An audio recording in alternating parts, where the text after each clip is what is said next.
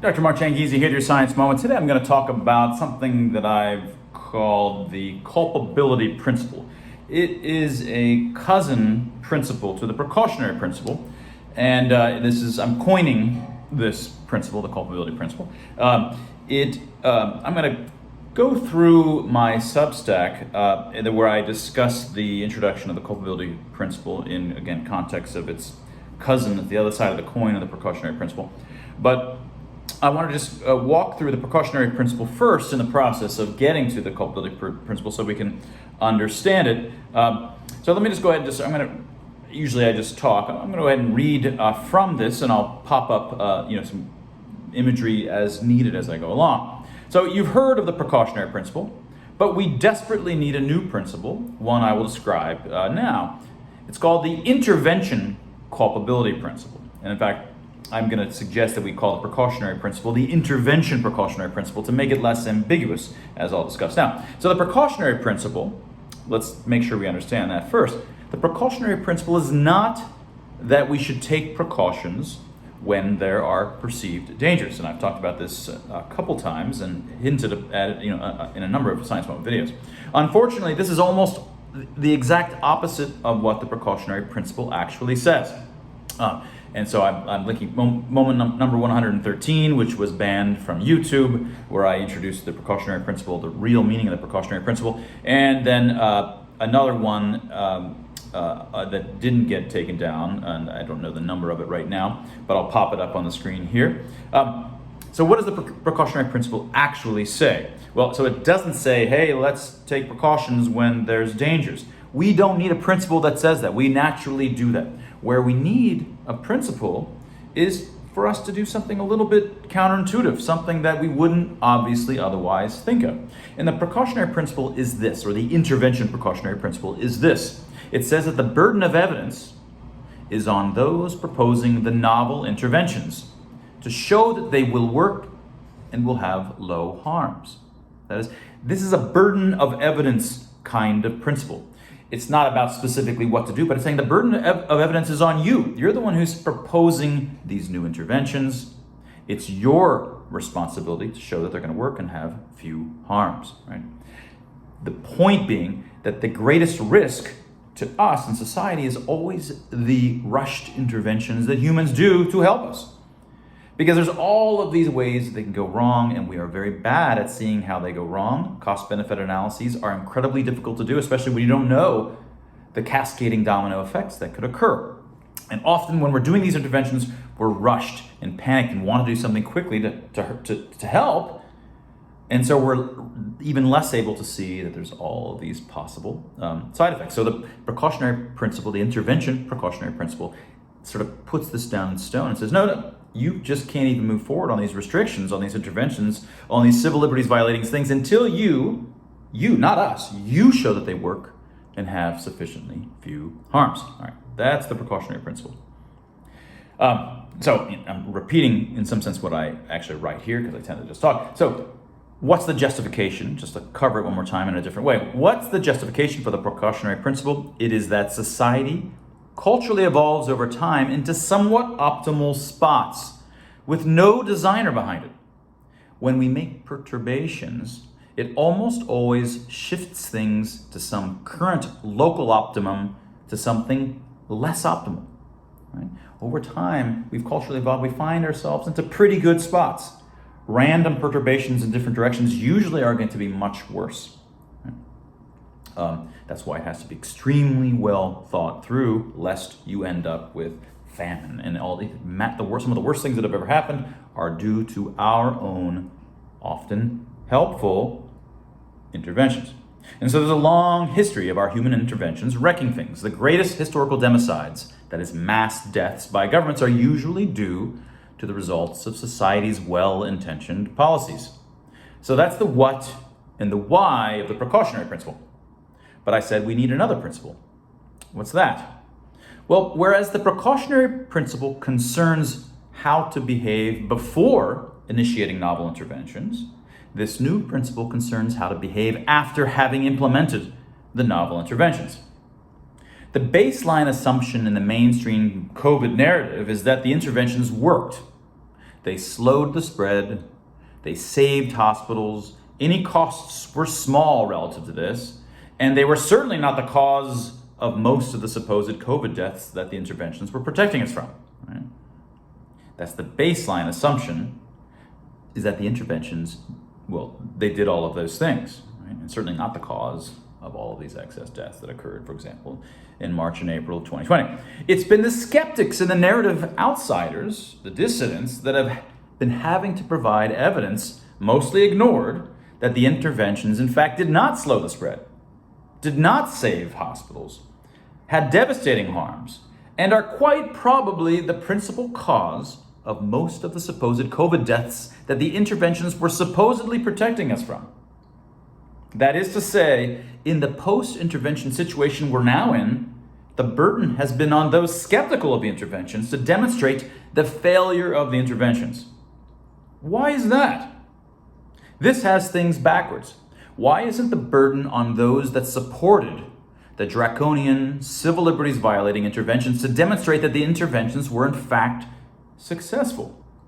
The wisdom of the precautionary principle is that in the absence of very good arguments, we presume that society's current functioning has found some local optimum. That is, it's pretty good. It's not global optimum. Most deviations from that will lower the utility, and often astronomically so.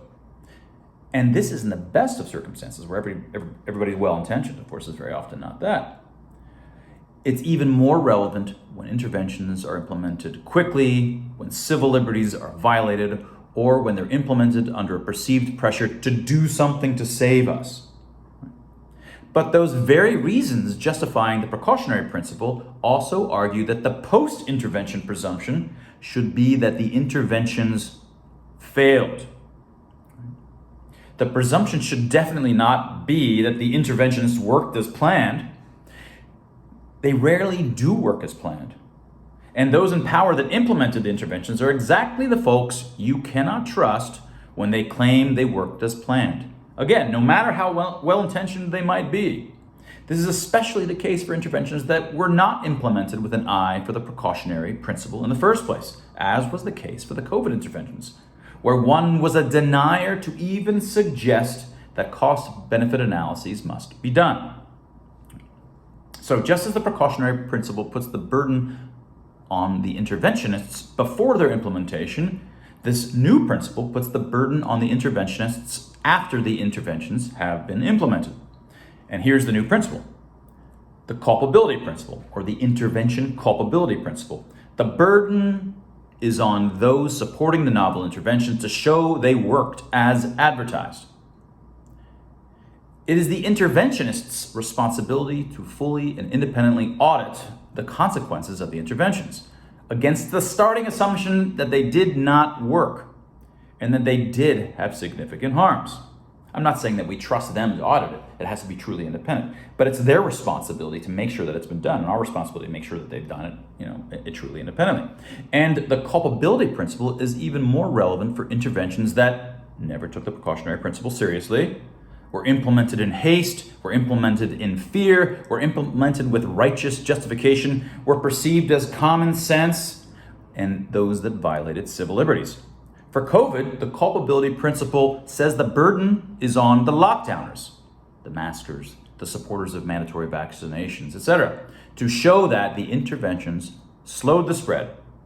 The interventions saved hospitals. Any costs were small relative to the benefits. The interventions were certainly not the cause of most of the supposed COVID deaths that the interventions were protecting us from. They need to show that, rather than us having to show that it happened. No, the presumption is it happened. You show that it didn't happen. Because we know that when you make these sorts of untested rush interventions, that's usually what happens: harms.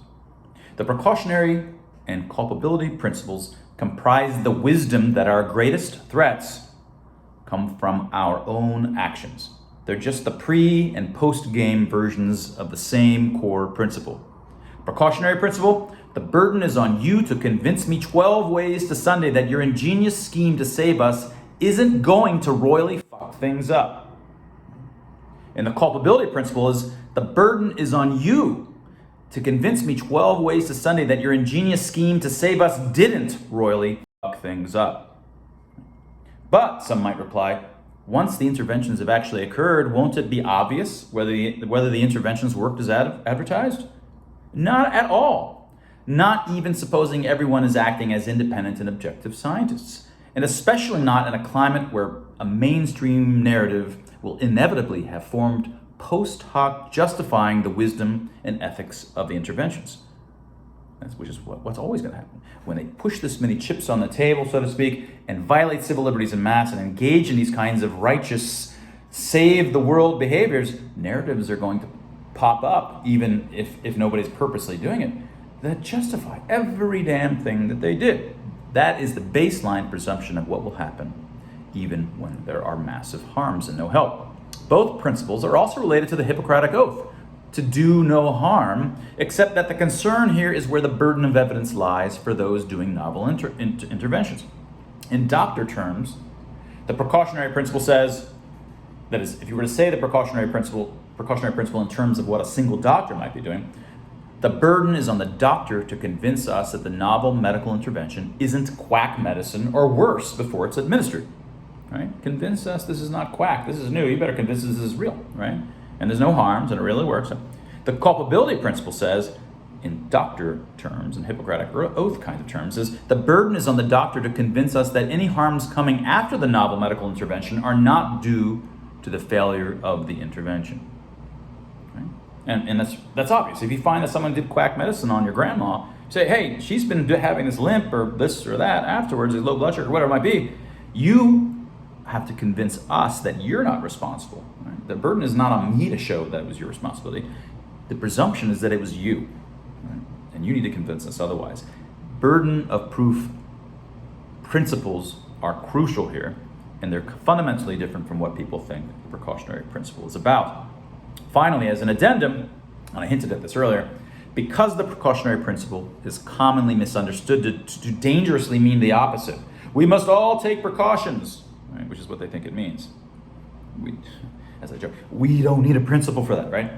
It would greatly help to rename these two principles as follows: the intervention precautionary principle and the intervention culpability principle. These concern the burden of evidence on those proposing the novel interventions, both pre and post game. And that was your science moment.